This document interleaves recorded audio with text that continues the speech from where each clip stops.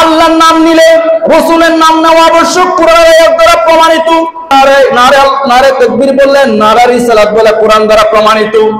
আন সাদাকাল্লাহুল আযীম বললে ওয়া সাদাকা রাসূল, এটা কোরআনের আয়াত দ্বারা প্রমাণিত। স্পষ্ট আয়াত আছে যেখানে নবীদের নাম নিলে সব আছে, ইবাদত হয়। সেক্ষেত্রে আমার নবী তো খাতামুল আম্বিয়িন, ইমামুল মুরসালিন, আমার নবীর নাম নিলে আরো বেশি সওয়াব হবে। যে ইবাদত কবুলযোগ্য নয়, যে দোয়া কবুলযোগ্য নয়, আমার নবীর নাম নিয়ে সে দোয়া করা হয়, সে দোয়া নিঃসন্দেহে আল্লাহ কবুল করে ফেলেন। দুনিয়ায় এবং আখিরাতে আল্লাহ বান্দাকে ওই দোয়ার বদলতে কল্যাণ দান করেন। জোরে বলুন সুবহানাল্লাহ। তাহলে নবীর নামে কল্যাণ আছে না নাই? অনেকে যদি বলে লা ইলাহা ইল্লাল্লাহ মুহাম্মাদুর রাসূলুল্লাহ এক জায়গায় রাখা যাবে না, নারে রিসালাতের স্লোগান এক দেওয়া যাবে না। কালকে প্রায় একটা ভিডিও আমার চোখে পড়েছে অনলাইন সরগরম, যে মুহাম্মাদুর নারে রিসালাত ইয়া রাসূলুল্লাহ স্লোগান ফালতু স্লোগান বলেছে, যে মোল্লা ফালতু স্লোগান বলেছে। আল্লাহ সূরা নিসার 59 নম্বর আয়াতে আমার আল্লাহ বলেছেন, আমার আল্লাহ বলেন ইয়া আইয়ুহাল্লাযীনা আমানু আতিউল্লাহ ওয়া আতিউর রাসূলা, এক লাইনে পাশাপাশি আমার আল্লাহ বলেন হে ঈমানদারেরা তোমরা আল্লাহ এবং রাসূলের ইতাআত করো। সুবহানাল্লাহ বলবেন না? আল্লাহ এবং রাসূলের নাম পাশাপাশি কোরআনে আমার আল্লাহ আয়াত নাযিল করেছেন। সূরা নিসার 80 নম্বর আয়াতে বলেন মাইতিয়া রাসূলা ফাকাদ আতাল্লাহ, আমার আল্লাহ জানিয়ে দিয়েছেন তোমরা আল্লাহ এবং রাসূলের ইতাআত করো, অনুগত্য করো। জোরে বলুন সুবহানাল্লাহ। এই আয়াতও আমার আল্লাহ আমার নবীর নাম পাশাপাশি উল্লেখ করেছেন। আমার আল্লাহ পাক রব্বুল আলামিন সূরা নিসার 134 নম্বর আয়াতে আমার আল্লাহ বলেন ইয়া আইয়ুহাল্লাযীনা আমানু আমিনু বিল্লাহি ওয়া রাসূলিহি, হে ঈমানদারেরা তোমরা আল্লাহ এবং রাসূলের প্রতি ঈমান আনয়ন করো। এগুলো সব আল্লাহ এবং রাসূলের নাম কোরআনে পাশাপাশি উল্লেখ করেছেন। 40 খানা আয়াত মওজুদ আছে এভাবে আল্লাহ এবং রাসূলের নাম পাশাপাশি। আর বান্দা কিভাবে আল্লাহর নামের পাশাপাশি রাসূলের নাম নিলে বান্দা শিরকের ফতোয়া দেয়। রাসূলের নাম শুনে, আল্লাহর নাম শুনে রাসূলের নাম উচ্চারণ করা কোরআন দ্বারা প্রমাণিত। আর এই রাসূলের নামের সঙ্গে এত বিদ্বেষ কেন? আমার আর শ্রেণীর ভাই আছে, কাউকে হিংসা করে বলি না, সমালোচনার উদ্দেশ্য বলি না, সংশোধন করে দেওয়ার জন্য বলছি, মুসল্লি ভাইদের ঈমান আকীদা মজবুত করার জন্য বলছি। অনেকে বলে নারে তাকবীর বললে নারা মানে উচ্চ করা, বড়ত্ব প্রমাণ করা, আল্লাহর বড়ত্ব বলো, নারে তাকবীর মানে আল্লাহর বড়ত্ব বলো, আল্লাহু আকবার আল্লাহ বলো। নারা রিসালাত, রিসালাতের বড়ত্ব বলো। ইয়া রাসূলুল্লাহ সাল্লাল্লাহু আলাইহি ওয়াসাল্লাম, আল্লাহ রাসূল সাল্লাল্লাহু আলাইহি ওয়াসাল্লামকে কি করলা? ইয়া রাসূলুল্লাহ বলে সম্বোধন করা। আবার অনেক ভাই বলে রাসূল তো মরে গিয়েছে, ইয়া রাসূলুল্লাহ এটা তো রাসূল সামনে থাকতে হবে, ইয়া রাসূলুল্লাহ বললে শিরক হবে। আল্লাহ কোরআনে বলেছেন শাহিদা ওয়া মুবাশশিরা ওয়া নাযিরা, ইয়া রাসূলুল্লাহ আমি আপনাকে চাক্ষুষ সাক্ষী দাতা হিসাবে প্রেরণ করেছি। কিয়ামত পর্যন্ত আপনার উম্মতরা যে যে কাজ করবে, অন্যান্য নবীর উম্মতরা যে যে কাজ করেছে সব কিছুর সাক্ষী স্পষ্ট সশরীরে আপনি হচ্ছে সাক্ষীদাতা। এখন রাসূল যদি মরে যায়, কবরের মধ্যে মুছে গেল, গলে গেল, তাইলে রাসূল সাক্ষীদাতা কিয়ামত পর্যন্ত হবে কিভাবে? কোরআনের আয়াতের সঙ্গে এখন আমার আকীদা তো মিলছে না। আমাদের কোরআন বলে রাসূল সাক্ষীদাতা, হাদিস বলেন রাসূল কবরের মধ্যে জীবিত, রাসূল কবরে জীবিত, রাসূল কবরের মধ্যে নামাজ পড়ে। শুধু আমার নবী না, অন্যান্য যত নবী আছেন প্রত্যেক নবী কবরে জীবিত। মিরাজের রাতে আল্লাহ রাসূল যখন বুরাক নিয়ে বাইতুল্লাহ থেকে বাইতুল মুকাদ্দাস পর্যন্ত সাইর করেছেন, আমার আল্লাহ নাযিল করেছেন সুবহানাল্লাযী আসরা বিআবদিহি লাইলাম মিনাল মসজিদিল হারাম ইলাল মসজিদিল আকসা। আমার আল্লাহ বলে দিয়েছেন ওই পবিত্রময় আল্লাহ যিনি রাতের কিছু সময়ে আল্লাহর নবীকে বাইতুল্লাহ থেকে মসজিদুল আকসা পর্যন্ত বুরাক যুগে নিয়ে গিয়েছেন, সফর করিয়েছেন। জোরে বলুন সুবহানাল্লাহ। আমার রাসূল দেখলেন হযরতে মূসা আলাইহিস সালাম ওনার কবরের মধ্যে নামাজ পড়তেছে। আপনারা তো জানেন স্পষ্ট হাদিস দ্বারা প্রমাণ, মূসা আলাইহিস সালাম নামাজ পড়তেছে।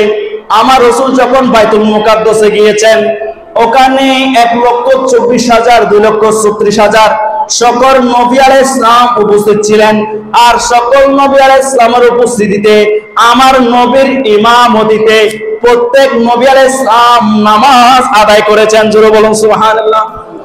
তাহলে আমার নবী ইমাম ছিলেন, প্রত্যেক নবী আলাইহিস সালাম নামাজের মধ্যে শরীক হয়েছিলেন, মুক্তাদি ছিলেন, আর আমার নবী ইমাম ছিলেন। তাহলে প্রত্যেক নবী যদি মরেও ফুসে যেত, ওইভাবে আমার নবীর পিছনে ওই মেরাজের রাতে নামাজ পড়তে পারতেন না। এইটা প্রমাণ করে প্রত্যেক নবী আলাইহিস সালাম আপন আপন কবরের মধ্যে জীবিত, আর আমার রাসূল তো কিয়ামত পর্যন্ত জীবিত থাকবে। কোন নবী আলাইহিস সালামের কবরের মধ্যে মাটি গ্রাস করবে না। তারা যেখানে মৃত্যুবরণ করে পর্দা করে সে জায়গায় তাদের দাফন হয়, সেই জায়গায় তাদের কাফন হয়, সেইটা হচ্ছে জান্নাতের একটা বাগান হয়ে যায়। সেই জন্য আমার রাসূল বলেন, আমার রাসূলের রওজা হচ্ছে মিন রিয়াদিল জান্নাহ, জান্নাতের এক টুকরা বাগান। জোরে বলুন সুবহানাল্লাহ। তাইলে আমার রাসূল কবরের মধ্যে শায়িত আছেন। ইয়া রাসূলুল্লাহ বললেন, নারে রিসালাত। ইয়া রাসূলুল্লাহ বললে, আমার রাসূলের সাক্ষীদাতা কেমন? আমার রাসূল হাজির মানে কেমন? সশরীরে আমার মতো কাঙ্গালের কাছে হাজির হবে না, আপনার কাছেও হাজির হবে না। আল্লাহ রাসূল উপস্থিত হয়, আল্লাহ রাসূলের আশিকের কাছে আল্লাহ রাসূল উপস্থিত হয়। আর আল্লাহ রাসূল যদি উপস্থিত না হয়, আল্লাহ রাসূলের চোখের পাওয়ার এত বেশি, আল্লাহ রাসূলের সামনে সমগ্র সৃষ্টি জগৎকে সংকুচিত করে সামনে উপস্থাপন করে দিয়েছেন। আমার রাসূল বলেন, যে ব্যক্তি আমার উপর দুরূদ শরীফ পাঠ করে, আমি মদিনা মুনাওয়ারায় শুয়ে শুয়ে তার দুরূদ শরীফ গুলো কি তাকে চিনি, তার 14 গোষ্ঠীকে চিনি, তার মাকে চিনি, তার বাবাকে চিনি, সে জান্নাতে যাবে কি জাহান্নামে যাবে আমি সেটাও জানি। জোরে বলুন সুবহানাল্লাহ। তাহলে আমার রাসূল দেখেন মদিনা মুনাওয়ারা থেকে, আমি এখানে ওয়াজ করছি জুমার মসজিদে, আপনারা জুমা মসজিদে বসে আছেন, আমার রাসূল মদিনা মুনাওয়ারা থেকে দেখেন কিনা? দেখেন। কিভাবে দেখেন? আমরা মারা যাওয়ার পরে তো দেখি কিনা সেটা জানি না। আমার রাসূল জিন্দা থাকতে যেমনে দেখতেন, আমার রাসূল পর্দা করার পরে ঠিক হুবহু ওভাবে দেখেন। কিভাবে দেখেন? আমার রাসূলের যখন বক্ষ বিদারণ হয়েছিল, জিবরিল আমিন আসলেন। জিবরিল আমিন আসি আল বিদায়া ওয়ান নিহায়া প্রথম খণ্ডের দ্বিতীয় খণ্ডের মধ্যে রয়েছে। আমার রাসূলের বক্ষ বিদারণ 3 বার হয়েছে। হযরত জিবরিল আমিন আসলেন, আসার পরে আমার রাসূলের সিনা সাক করলেন, সিনা মোবারক দুই খণ্ডিত করলেন, হৃৎপিণ্ড কলিজা সবকিছু জান্নাতি একখানা তালার মধ্যে রাখলেন। তালার মধ্যে রাখার পরে জমজমের পানি দিয়ে এগুলো ধুচ্ছে। আমার রাসূল দেখতেছেন। অথচ আমার রাসূল যদি হায়াতুন নবী না হতো, একজন মানুষের কলিজা গুর্দা সব বের করে ফেলেছে, তিনি দেখার কথা না।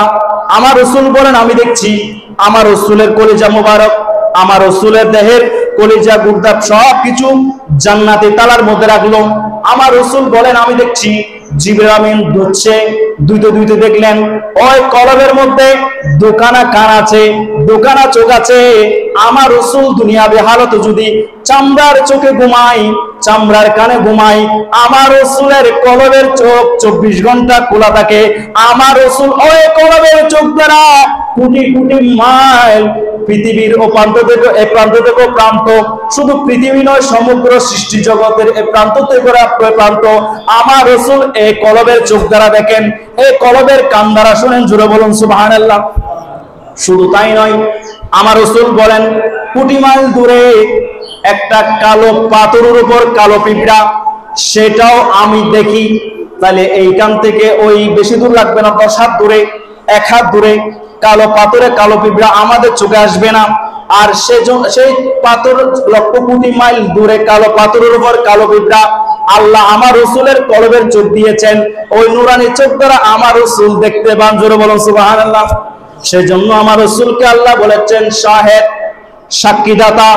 কিয়ামতের দিন আমার রাসূল প্রত্যেক উম্মতের পক্ষে সাক্ষীদাতা হবে, প্রত্যেক উম্মতের পক্ষে সুপারিশকারী হবে। প্রত্যেক, শুধু আমাদের নয়, অন্য যত নবী আলাইহিস সালাম আছেন প্রত্যেক নবী আলাইহিস সালামের পক্ষে আমার রাসূল সুপারিশকারী হয়ে যাবে, সাক্ষীদাতা হয়ে যাবে। হযরতে নূহ আলাইহিস সালাম 900 বছর দিনের দাওয়াত দিয়েছেন। এটা কিয়ামতের ময়দানে আমার রাসূল সাক্ষীদাতা হিসেবে দাঁড়িয়ে যাবেন। জোরে বলুন সুবহানাল্লাহ। তাহলে আমার রাসূলকে ইয়া রাসূলুল্লাহ বললে রাসূল যে হাজির আমার কাছে যে উপস্থিত হতে হবে এমন না, সশরীরে উপস্থিত হতে হবে এমন না। আমার রাসূল মদিনা মুনাওয়ারা থেকে নূরানের চোখ মেলে, কলবের চোখ মেলে, দুনিয়াবি চোখ মেলে আমাদেরকে দেখছেন। ওই আমাদেরকে দেখা মানে আমরা আল্লাহ রাসূলের সামনে উপস্থিত আছি, অর্থাৎ ইয়া রাসূলুল্লাহ বললে কোনো ভুল নাই। এখন ইয়া রাসূলুল্লাহ, রাসূল গানে অ্যালার্জি থাকার কারণে আমাদের শ্রেণীর বাইরা বের করেছেন লিল্লাহি তাকবীর, আল্লাহর জন্য তাকবীর দাও। তো আল্লাহর জন্য তাকবীর দিলে আমরা যারা আশিক রাসূল আছি আমরা বলবো লিন নবী রিসালাত, বানি নবী রিসালাত, রিসালাত রিসালাত বলতে হবে যে রাসূলের জন্য তাকবীর দাও ইয়া রাসূলুল্লাহ। তখনও বলা যায় যে নারে লিল্লাহি তাকবীর বললে নারে রিসালাত আর বলা যায় না, মিলানো যাবে না। সেজন্য রাসূলের শানে বেয়াদবির উদ্দেশ্যে রাসূলের নাম নেওয়া না নেওয়ার কারণে, শুধুমাত্র একত্ববাদী তাওহীদপন্থী হওয়ার কারণে, রিসালাতপন্থী না হওয়ার কারণে, নবীর প্রতি বিদ্বেষ থাকার কারণে এইরকম শব্দগুলো সমাজের মধ্যে ছেড়ে দেয় এবং নারে রিসালাতের স্লোগানকে ফালতু স্লোগান বলে। সে একজন মুনাফিক, সেটা আমাদের কাছে প্রমাণ করে দিয়েছে, ঠিক কিনা? আমাদের কাছে প্রমাণ হয়ে গিয়েছে। অর্থাৎ রাসূলের শান মানে কটূক্তি করা, ইয়া রাসূলুল্লাহ বললে বেদাত হওয়া, শিরিক বলা, এটা হচ্ছে কাফের মুশরিকদের চরিত্র, মুমিনের চরিত্র হতে পারে না। অথচ আমার নবীর শান, আমার নবীর মান, আমার নবীর জিকির আল্লাহ সমুন্নত করে দিয়েছেন। আমার আল্লাহ বলেছেন ওয়া রাফা'না লাকা যিকরাক, ইয়া রাসূলুল্লাহ আমি আপনার জিকিরকে সমুন্নত করেছি। এবং আমার রাসূল হাদিস শরীফের মধ্যে বলেছেন যিকরুল আম্বিয়া মিনাল ইবাদাত, প্রত্যেক আমার নবী নয়, শুধু যত নবী আছে প্রত্যেক নবীর নাম নিলে আল্লাহ ওই নবীর জিকিরের কারণে বান্দার আমলের মধ্যে ইবাদতের সওয়াব দান করবেন। জোরে বলুন সুবহানাল্লাহ। তাহলে বান্দার আমলে নবীর নাম নিলে ইবাদতের সওয়াব আছে। সেক্ষেত্রে বলা যায় নবীর নামে কোনো কল্যাণ নাই।